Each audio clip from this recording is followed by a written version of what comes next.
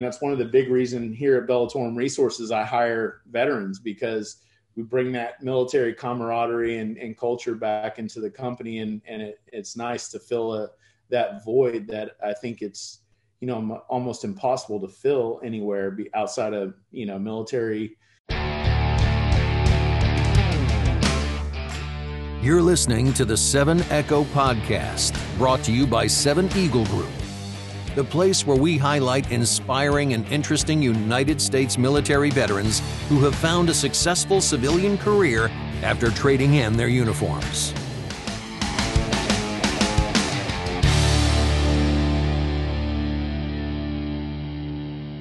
Hey everyone, it's Rich from 7 Echo Podcast. Today I'm joined by Chris Bentley. Chris is a United States Marine Corps veteran who served from 1999 until 2013. He left the Marine Corps as a gunnery sergeant and deployed in support of the global war on terror 6 times. Chris is now the president and CEO of Bellatorum Resources, which deals with mineral rights. Chris, thanks for joining us today. Hey, thanks for having me, Rich. Really appreciate it. Absolutely. So, let's just jump right into it. What was your transition out of the military like? You were an NCO, you were in for quite a while. You had a lot of deployment time. How was that for you? Yeah, it was unexpected. I got medically discharged. There was a downsizing in the 2012, 2013 timeframe during the Obama administration. So I kind of joke facetiously that if you had an ingrown toenail, you were getting medically retired. So right. I had a shoulder injury and was on my second limited duty and physical therapy from getting reconstructive surgery on my shoulder, and just drew my card like a lot of other folks. So I was bitter at first. Didn't know what I was going to do with my life. Luckily, I was able to get my bachelor's degree, and while I was in, I grew up in Texas, and look, Texas is a lot more favorable to veterans than a lot of other states. So I don't want to say it was as difficult as, living somewhere like California or New York or whatever, or Illinois. But coming home to Texas, I didn't have any, what I thought at the time, any transferable skill sets. So all I knew to do was just to go as many, job fairs and networking events as possible. And I mean, I was at them every single day, multiple events a day, sending out, staying up late at night, sending literally hundreds of job applications and resumes out. And just, for me, it was a numbers game. And I figured if I could get in front of somebody, I could convince them to give me a shot. So I actually didn't have, it felt like forever being unemployed from January through about the first week of February until I finally started a job. It seemed like forever. But when I hear other veteran stories, that's actually pretty short. And so once I got a job, there was a lot of rejection involved in there. Once I finally got a job, I was like, hey, I'm going to outwork everybody, learn as much as I can, show up early, stay late. If they need me to work on the weekends, work them. And that's it. That's what ended up happening. So I learned a lot for 2 years, and, I got hired into the oil and gas industry and just really made it my life's mission to learn everything I could and work as hard as I could. So. For sure. Yeah. And I want to definitely dive into that. Before we get there though, I think it's important because it's kind of unique that, that you were medically discharged. I have had buddies who were medically discharged as well. And a lot of guys, it's such a whirlwind from like A to Z in terms of the timeline that, I had a platoon sergeant who worked for me who actually, he had committed suicide because he just couldn't imagine like getting out, and it just happened so quickly, So I think, what I'm interested in I'm wondering, do you think that you were set up for success in that transition, or how do you feel that went for you? If you're asking like, did the military set me up for success? I don't think so. As far as it relates to like transition programs. So I think it was called TAPS or TAMPS or something. Right. I went to, I mean, I'm sorry, and no offense to the people that set those up, but it was a joke. I didn't derive one bit of value from that. You know, it was like a check in the box. You had to attend the course to be able to go and check out of your chain of command and get your DD-214. So, right. You know, what the military did set me up for, or the Marine Corps, I should say, you know, were just some of the skill sets and character traits they instilled in me while I was in. And I think once I got over the initial, you know, bitterness and shock of getting out, and I just said, you know what, I'm going to go do the things that I know how to do. And you know, and that part did set me up for success and set me up to be able to stand out among my new civilian peers. You know, and luckily I had you know, I think some folks say, hey, tell me early on, dude, nothing, it doesn't matter what you did in the Marine Corps or in the military. So just get over it. And I didn't have that, you know, that attitude, like people owe me something, and I didn't go to work just talking about the military every day and pounding my chest and thank me for my service. And I think some guys do that, guys and gals rather. And it can be a turnoff. And so I was just focused on doing my job and impressing my boss and learning everything I could. And, you know, I will admit, you know, you mentioned the suicide thing. I never, there was this, for me anyway, the dark side of it was just not clicking with any of my peers and making new relationships.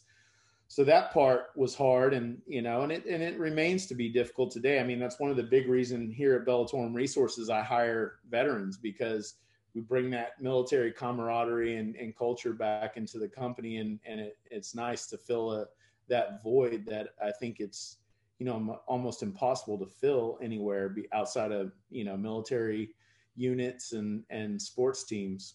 Right. Yeah. I mean, that's definitely one of the most difficult parts of transition is, you know, how do you jive with, you know, your coworkers now, you know, like instead of, you know, your squad or your platoon or your team or whatever, now you're with, you know, a few folks in the office. And it's like, I mean, I guess it depends where you come from in terms of what environment. You know, I served in the infantry. So, you know, we, you know, shop talk gets it's pretty intense.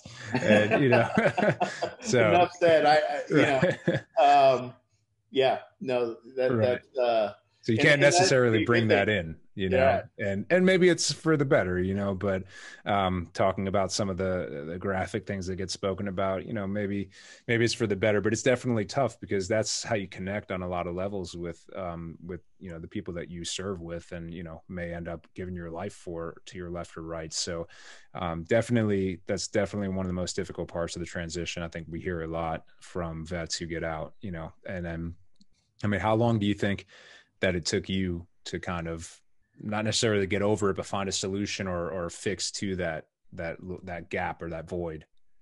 You know, one of the things that I did that helped was I made an effort to, like, I coached my kids soccer. And so if you're a single, like, bachelor, you know, like veteran getting out, I didn't experience that. You know, I was like you said, I was a gunnery sergeant, you know, lifer almost. I thought I was going to stay in forever. I had 2 young kids, so a little bit different. So my wife got a job. I got a job.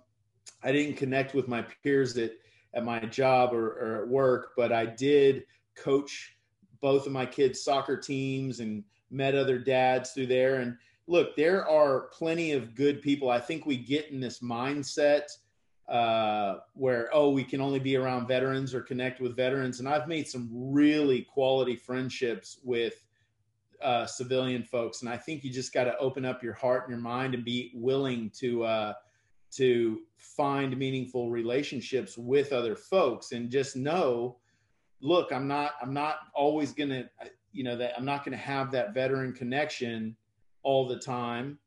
And you can find those connections. You can keep connected with your other buddies, or, there's VA support groups and veteran service organizations, which I find to be way more helpful than the actual VA or the military transition program. So, I mean, I leaned heavily on those veteran service organizations. There's one here in Houston called, at the time it was Houston Veterans and Energy. Then they changed the name to kind of not just be oil and gas specific and became Houston Veterans and Business.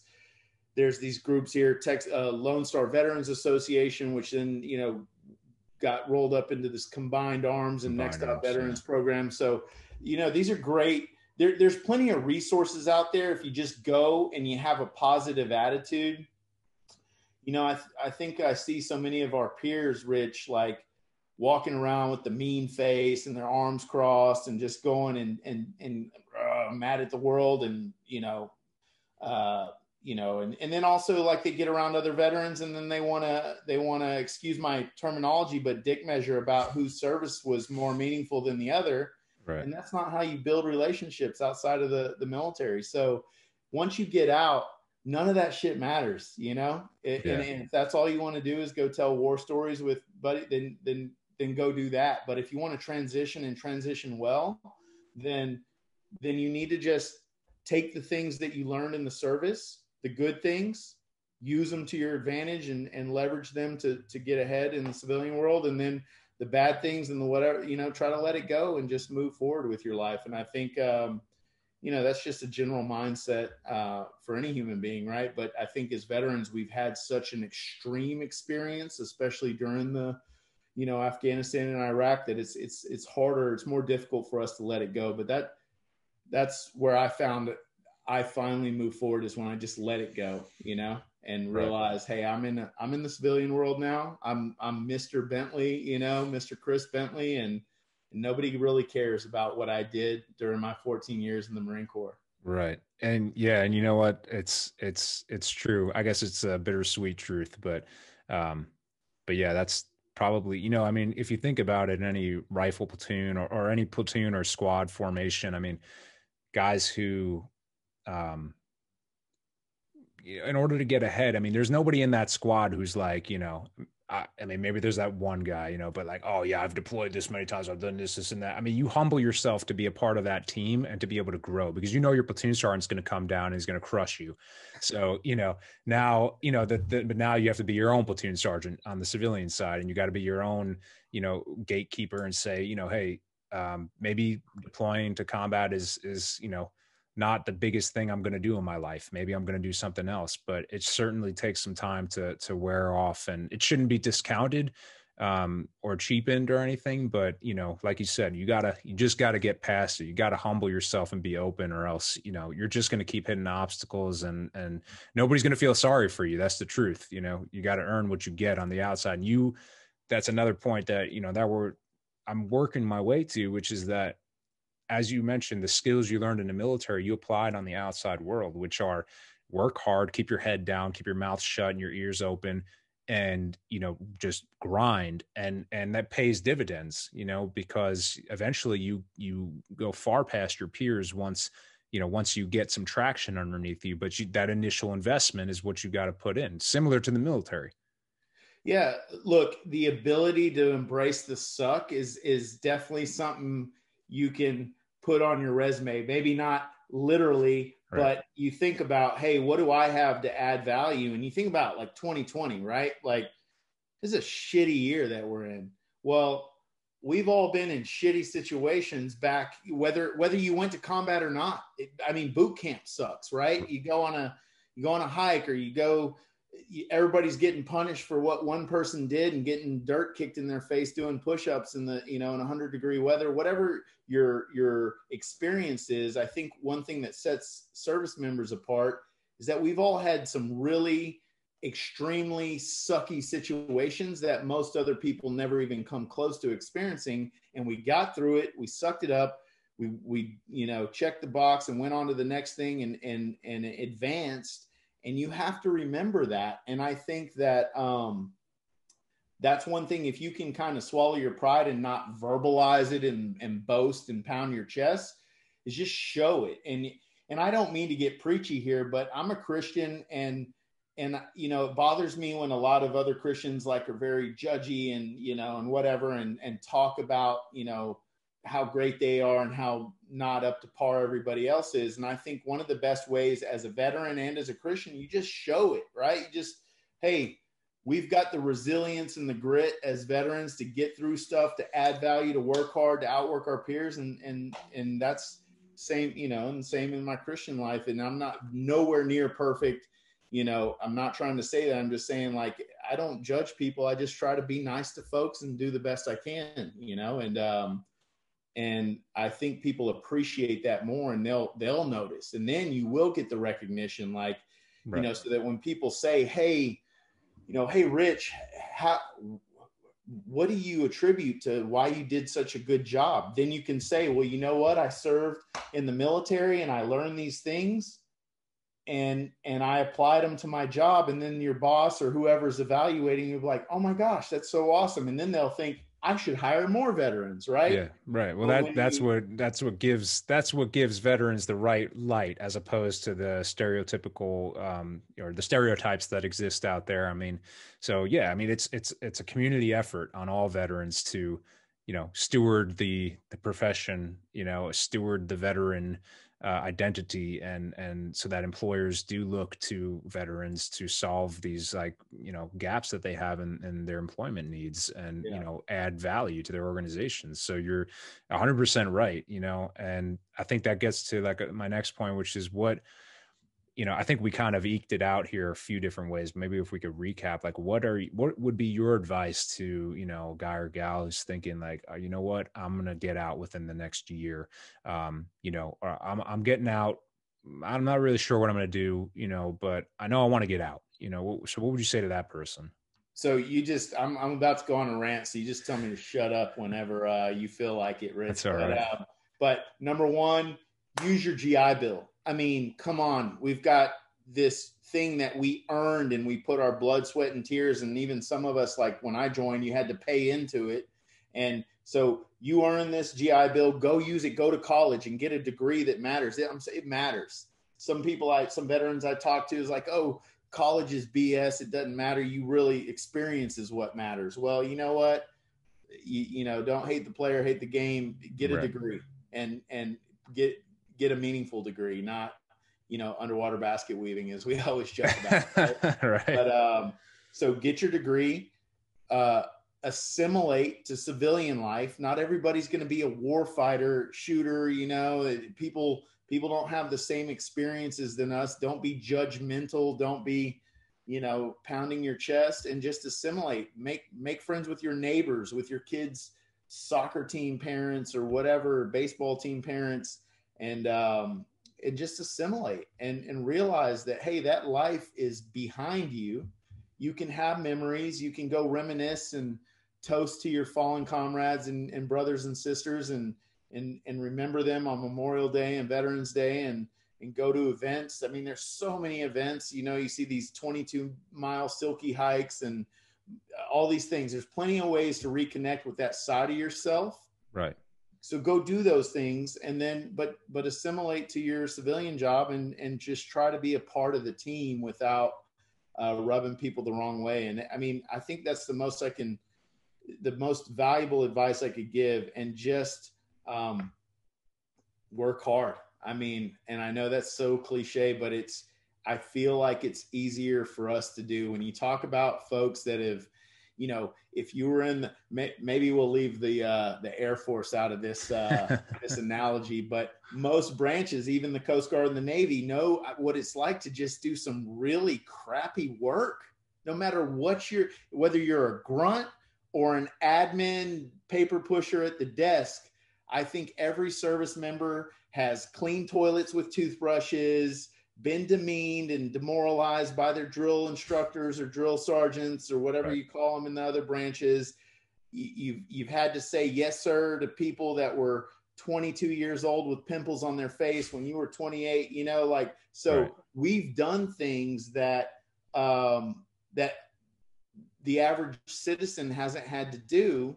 And so just let those things that you've been through, instead of saying, hey, people owe me something because I've been through those things, tell yourself, hey, because I've been through these things, I can overcome anything that the civilian world can throw at me. Right. And then just show it, when those obstacles present themselves, then just do it, Absolutely. And don't, I think not giving up is something that is big in our military culture. And I think when people see that level of grit and resilience, they're so impressed by it, and right. I think it comes naturally for most of us. So absolutely. And I think something else that's super important is that, you got to be willing to take a leap of faith and make yourself a little vulnerable. So, something I mention on this podcast all the time is, especially for the lower enlisted folks that get out, because it's not something they're used to. They're kind of used to being boxed in and who they can communicate with freely. But it's like, listen, get on LinkedIn,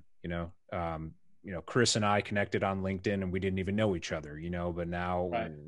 we're speaking and we're working, talking about things. Like, there's nothing preventing you from reaching out to somebody that's a CEO of a company and saying, hey, I'm about to get out. Could you give me some advice? I mean, you don't have to straight up say, can I have a job? I mean, but ask for some advice, and who knows what that'll lead to. There's also, there's talent management organizations like Seven Eagle, and other ones out there that if you just put yourself out there and say, hey, here's my resume. I did it when I got out. I gave my resume to like 5 or 6 different talent management. I didn't take any of the jobs they offered me. I respected everyone's time. I was transparent with them. Hey, I'm just kind of looking around, seeing what's available. No, there's, it's not like the military. There's nothing that stops you from doing that. As long as you're upfront with everybody that you deal with, and, you're honest, truthful, and transparent, then, somebody's going to give you a chance. Somebody's going to connect with you, and you're going to get your shot to show what you're worth. Absolutely. And don't let that brings me to another point. You're going to get rejected a lot of times. Yeah. They're not going to tell you why. Don't stew on it and think, oh, what's wrong with me? What did I do wrong? Just talk to as many people as you can. Go to the job fairs. And this is going to sound funny, but don't wear your military uniform and your regalia or whatever you want to call it on your lapel pin with your Marine Corps Eagle Globe and Anchor on your lapel pin. Like, just, right. Get some civilian clothes and go try to assimilate. Cool it down, grow your hair out a little bit, put some product in there, and, and loosen up a bit. Absolutely, man. Yeah. So, so I like to usually finish off on a high note, because there's a lot of struggle and challenge that we speak about here in the transition. But what's the best part for you about being a civilian? I mean, what was the best part about that transition? Man, freedom of speech, honestly. Like, when at least in the military environment I was in, I know things have been changing a lot from I assume so from what I see on the news. And I talk to some of my buddies that are still in, and they tell me how there's a lot of things changing. But when I was in, you didn't talk about who's running for president. You're allowed to go vote, but you better not have a bumper sticker on your car, talk about anything like that. Posting on social media is not allowed. I mean, you just, so right. I didn't have a Facebook account, and not that I like having one now, but I will tell you that first year when I got out, I was all over Facebook and just spewing whatever I wanted to. And, right. But it felt good to have freedom of speech and to be able to just talk openly about the way I felt about things. And so for me, that was it, and obviously spending more time with my family. I did 6 tours back to back to back, and, just coming home every night, like, that I'm not getting fire watch or duty on Christmas Day or sending it overseas during the holidays. So that's also awesome. Right. And you're your own boss now. So, I mean, that's pretty huge, right? Yeah, it has its pros and cons, man. I'll tell you, there's no getting paid vacation, and, right. If I'm not working and producing, I'm not getting paid, but True. Yeah, it has its pros and cons, man. Yeah, for sure. Well, listen, Chris, I appreciate your time today, man. Thanks for joining us, and hopefully we'll speak again soon.